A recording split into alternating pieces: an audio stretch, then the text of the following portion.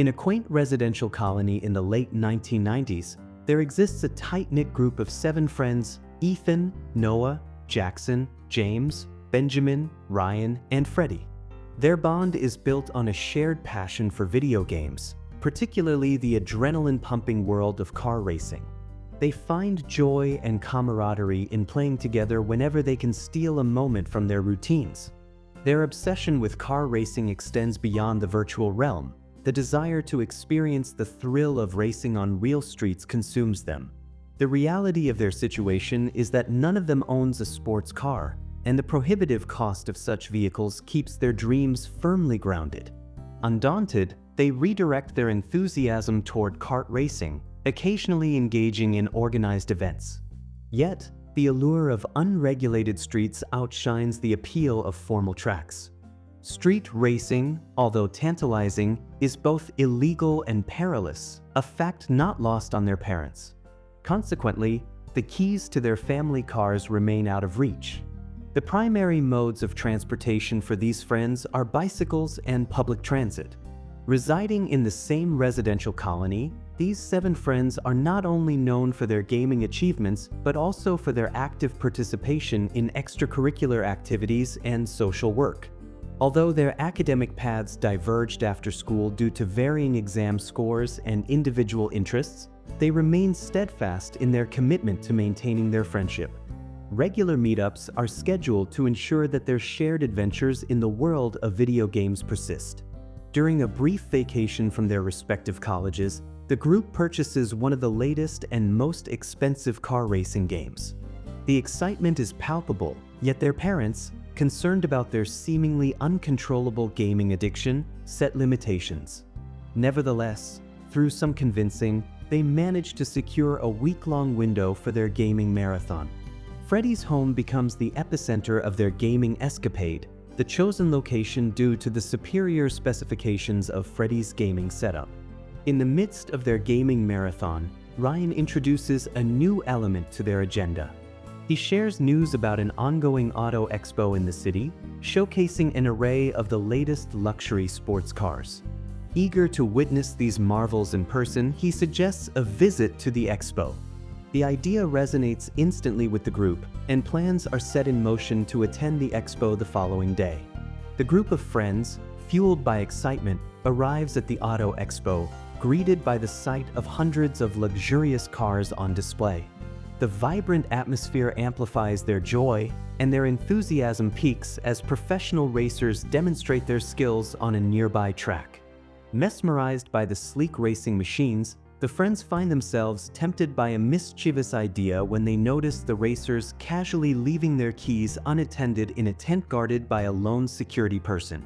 The allure of taking the keys and engaging in an impromptu race becomes overwhelming, but the friends are aware of the potential consequences if caught.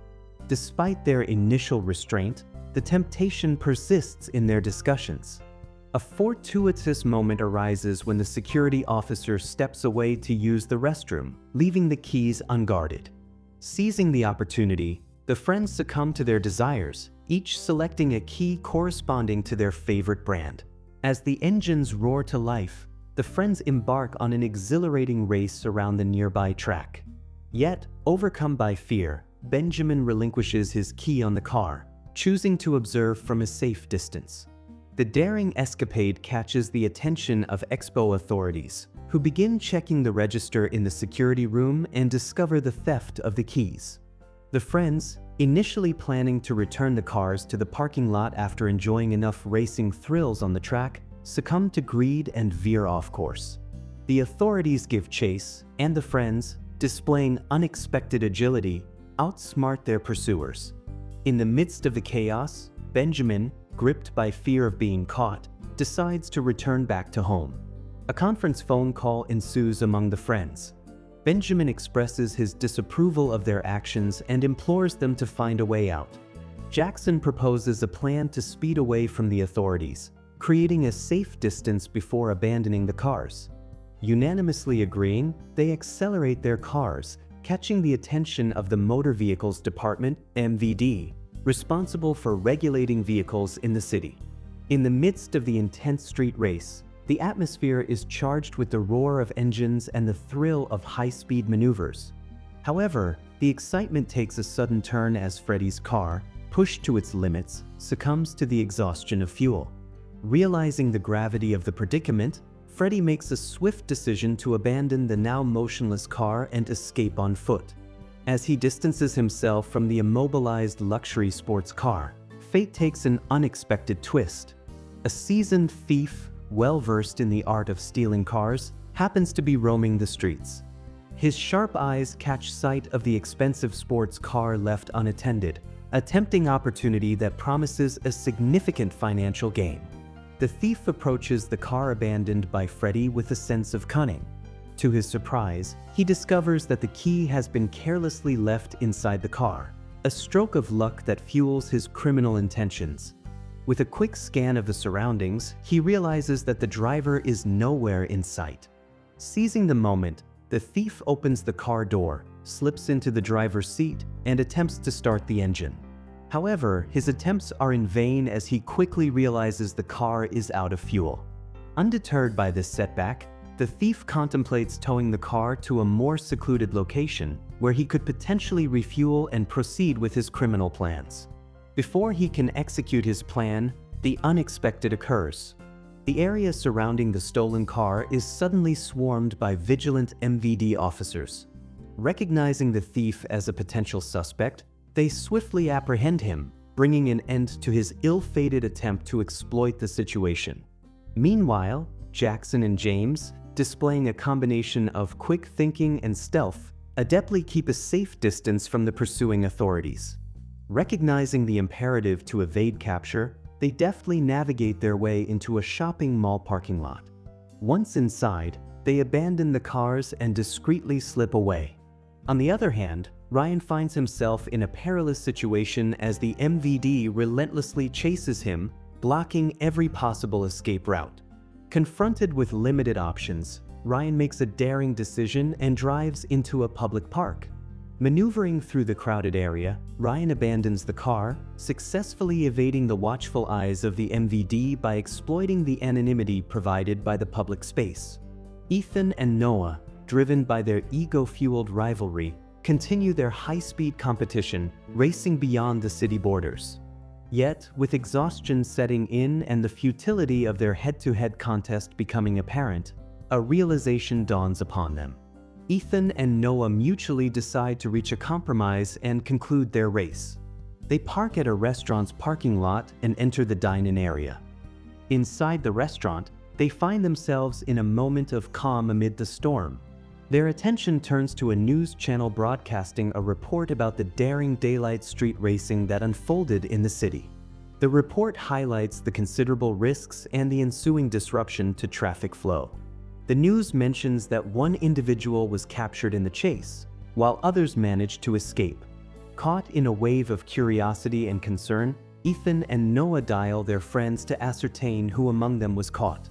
Benjamin, Freddy, Jackson, James, and Ryan all confirm their safe arrival at their respective homes.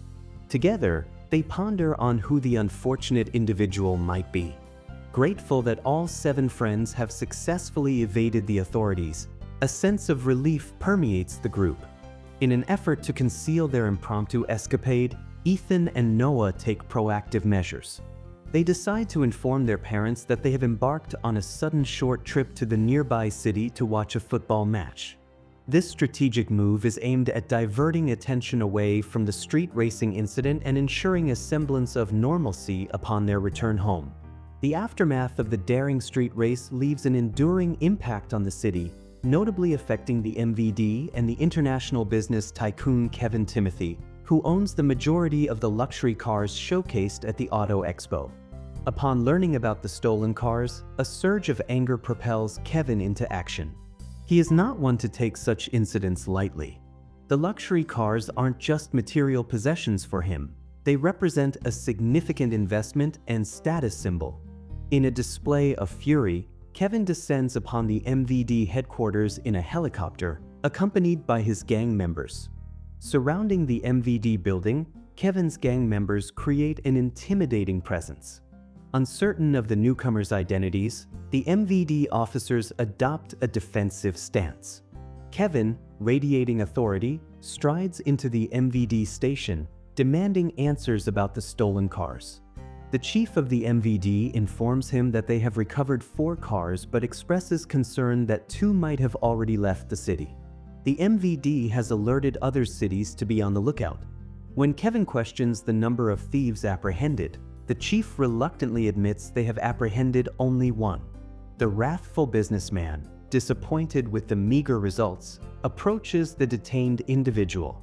In a trembling voice, the person claims innocence, stating that he hasn't stolen the car from the expo but rather attempted to take one abandoned in the city.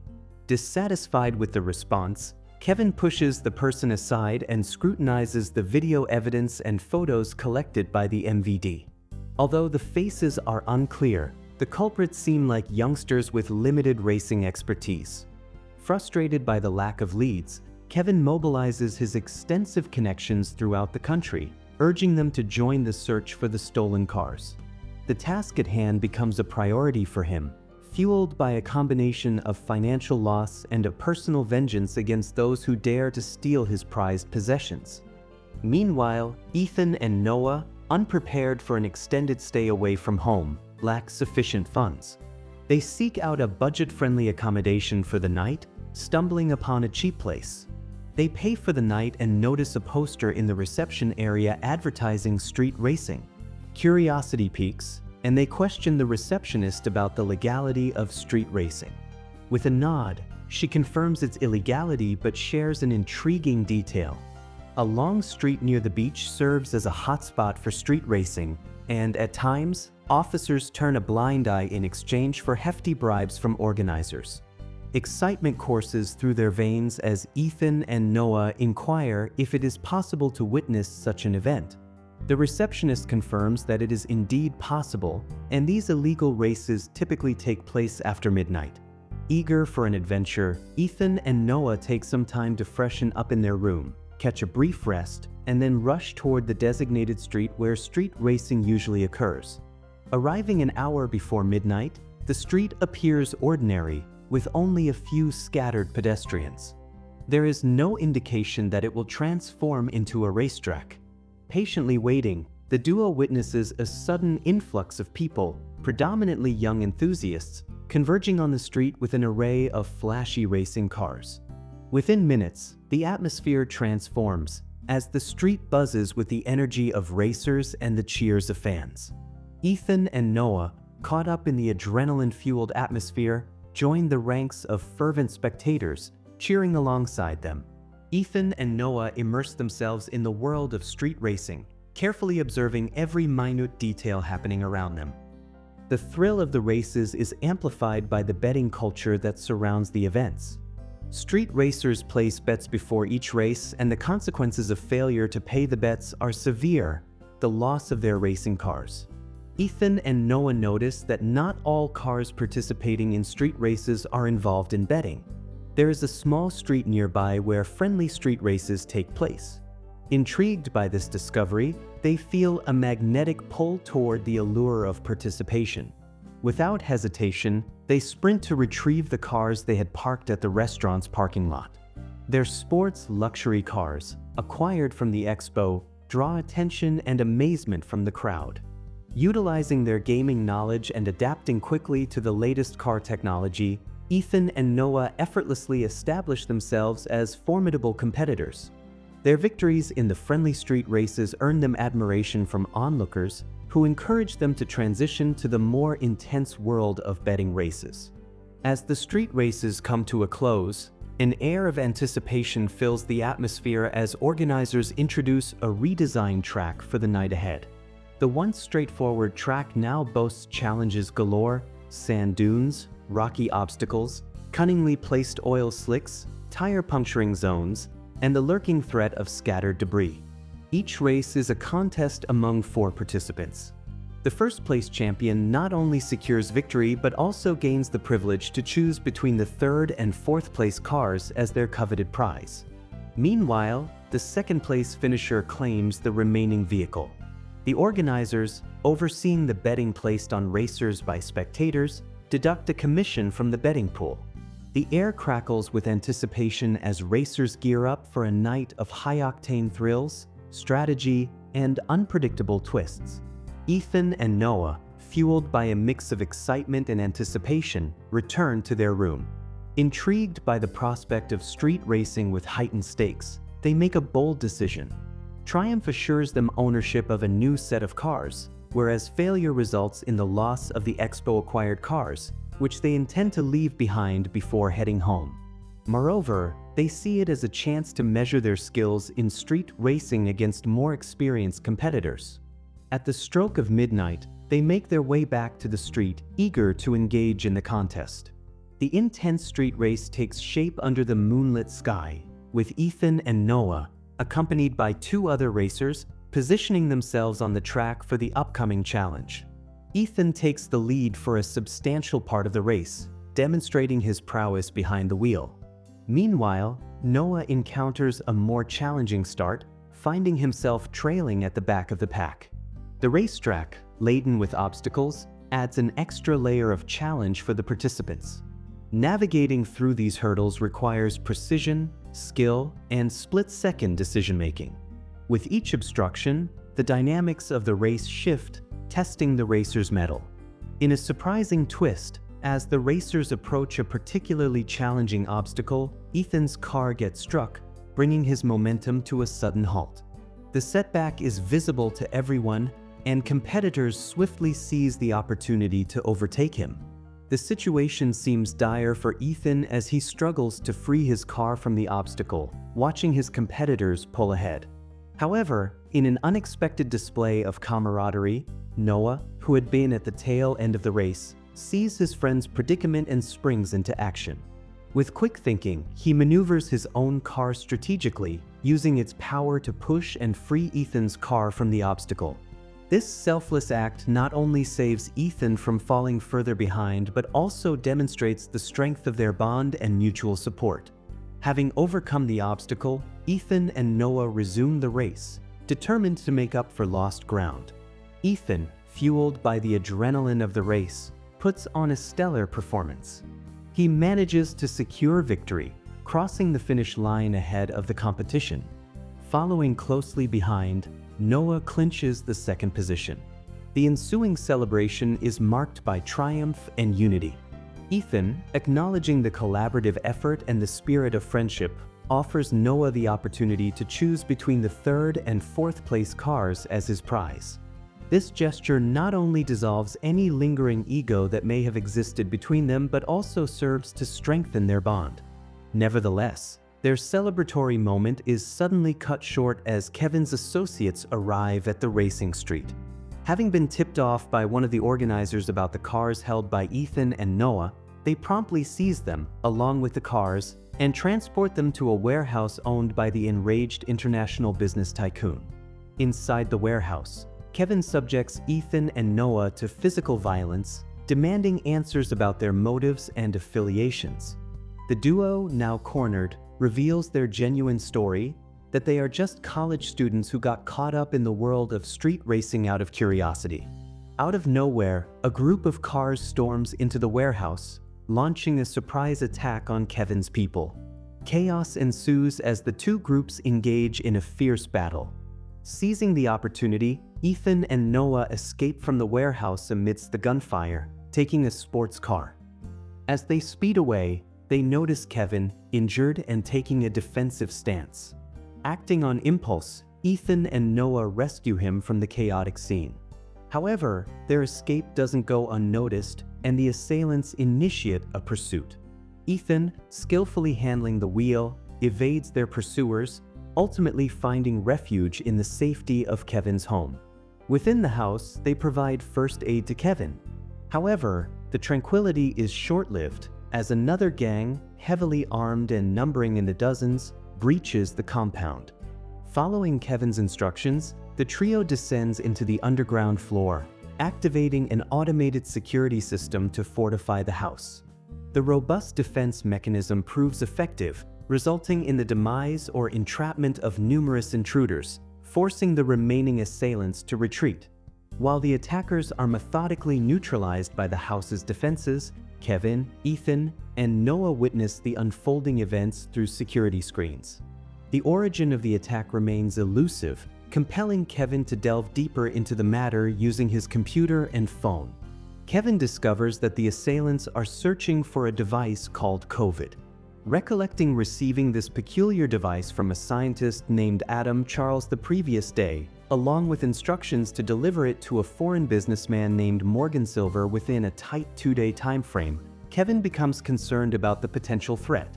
Taking swift action, he instructs his assistants in the city to bolster security measures at his office and ensure the protection of the cargo, especially the mysterious device known as COVID. To elude the vigilant surveillance of the attackers monitoring his residence, Kevin, Ethan, and Noah utilize the underground exit to leave Kevin's residence. They make their way back to the city, where they carefully inspect the package containing the device. Kevin delicately unwraps the package, unveiling not only the device but also a letter containing crucial information. The letter discloses that the COVID device possesses exceptional danger, having the capability to corrupt any electronic device it connects to. The full extent of its powers remains veiled in mystery. Recognizing the potential consequences of such a device falling into the wrong hands, Kevin resolves to promptly deliver it to Morgan Silver. This individual holds a directorial role in a non-profit organization that focuses on freeware software, specifically antivirus programs. It is plausible that Adam Charles intends to combat the virus within the device by creating an innovative antivirus solution. As Kevin deals with the imminent threat of the COVID device, Ethan and Noah return home only to be met with distressing news. They discover that Benjamin's father was forcibly abducted by a gang the day before. Benjamin's home bears the aftermath of a thorough search by assailants, leaving behind a chaotic scene in their quest for something specific. Benjamin, devastated and accompanied by his mother, is in distress. The police have been informed, prompting an investigation into the incident. Ethan and Noah extend their support to their troubled friend. Excited to narrate the recent developments in their lives to the rest of the friends, Jackson, James, Ryan, and Freddie, Ethan and Noah detail the street racing escapade on the city outskirts, the subsequent encounter with Kevin's associates, and the mysterious circumstances surrounding the COVID device. An investigating officer approaches the friends and inquires if this is Adam Charles's residence. Freddie confirms, prompting the officer to enter the premises. The mention of Adam Charles triggers a memory for Ethan and Noah, as it was the scientist's name mentioned by Kevin in connection with the COVID device. Intrigued, they decide to explore Benjamin's house in the hopes of finding clues that link Adam Charles to the dangerous device. The investigator instructs them to wait outside. After the investigator leaves, the friends enter the house and commence their search.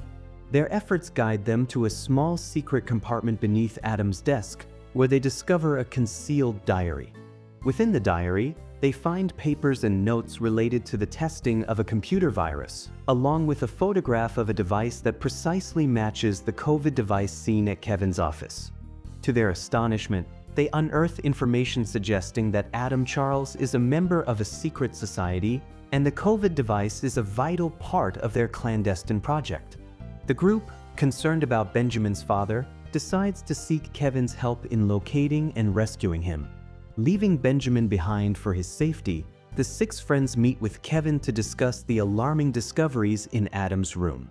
Kevin comprehends the gravity of the situation. They have stumbled upon a potentially dangerous weapon in the form of the COVID device, likely intended for use in impending criminal activities by a secretive society. Understanding the risks involved, Kevin devises a plan to secure the device in a sports car, keeping it hidden and sending it to a trusted friend in a foreign country via ship.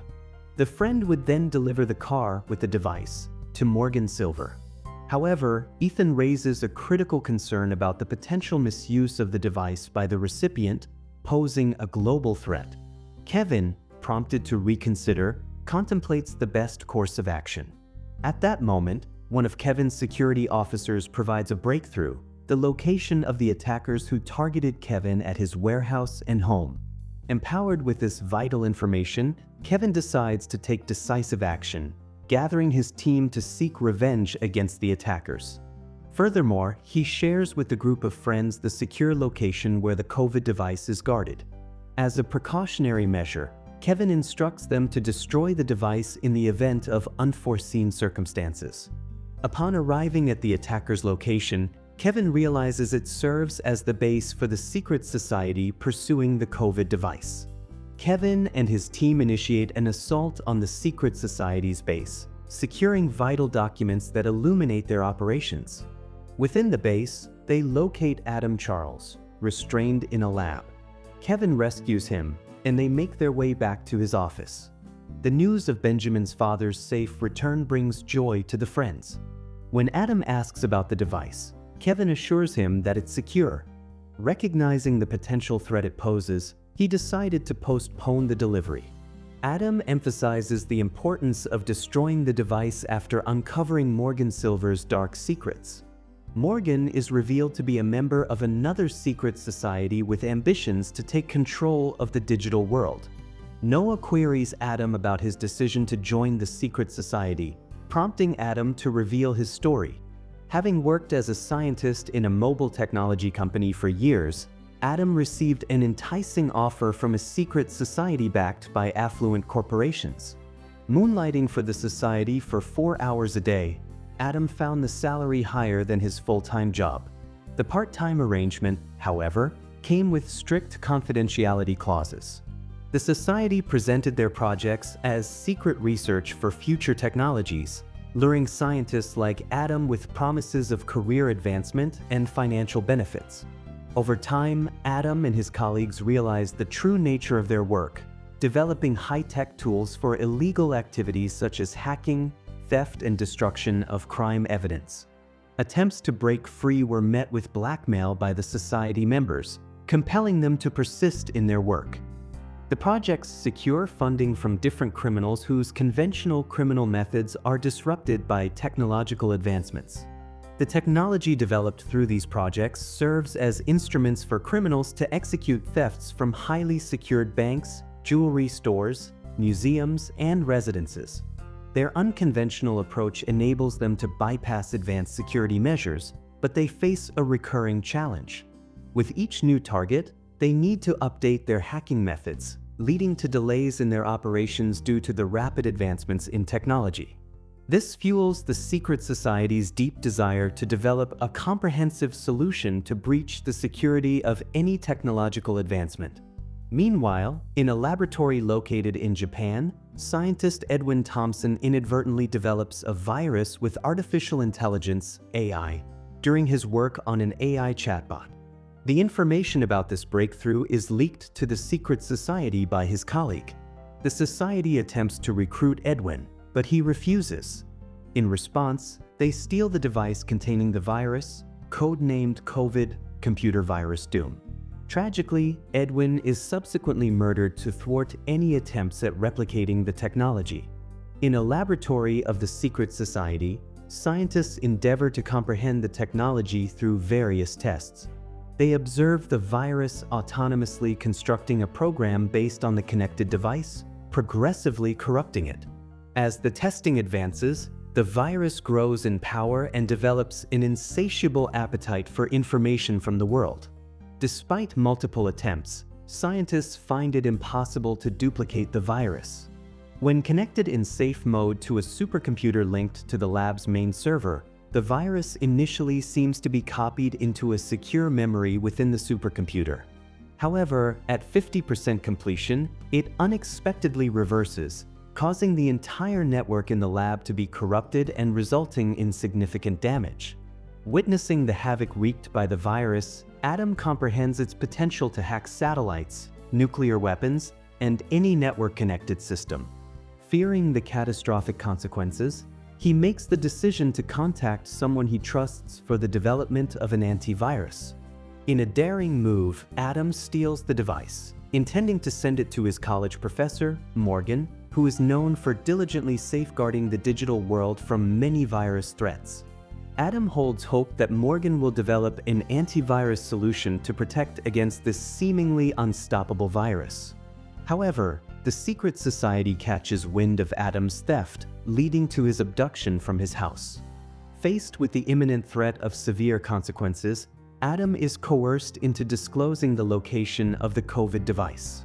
The society dispatches a team to Kevin's location with the mission of reclaiming the device. While confined in the lab, Adam finds the true background of Morgan and his intricate connections, unraveling a complex web of intrigue and hidden motives. Adam concludes his narrative about the secret society and the COVID device.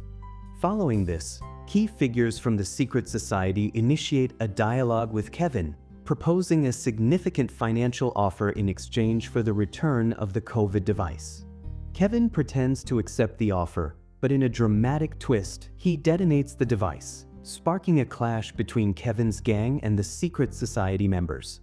Kevin emerges victorious, and Adam is reunited with his family. Benjamin expresses profound gratitude for his friend's efforts.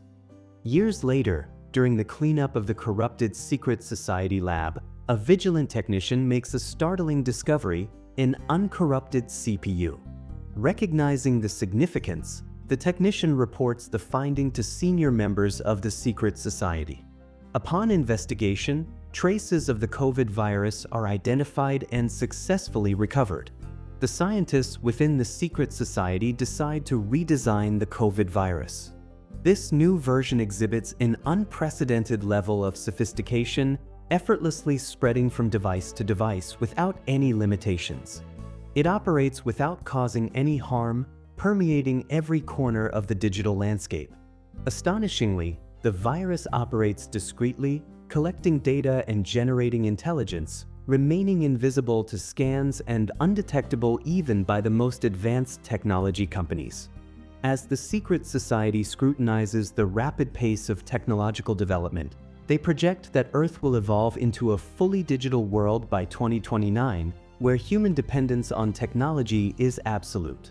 Seizing this insight, the COVID virus is aptly renamed COVID-29. The virus continues its relentless quest for information, feeding on global data until the designated year of 2029. Armed with a strategic plan, the secret society directs its efforts toward executing its mission in 2029 to achieve maximum impact. As the year unfolds, every digital device worldwide housing the virus will receive a signal to unite through a network, metamorphosing into an incredibly potent and destructive weapon. The exclusive control over this formidable weapon remains firmly in the hands of the secret society members, unveiling a potential threat to the world of unparalleled magnitude that is yet to be fully understood. Within the human psyche lies a delicate equilibrium of creativity and destructivity. As we strive to advance our technological fortresses, there's an undeniable truth that amidst our creations, the potential for shadows of destruction to emerge is an inevitable consequence. Edwin Thompson,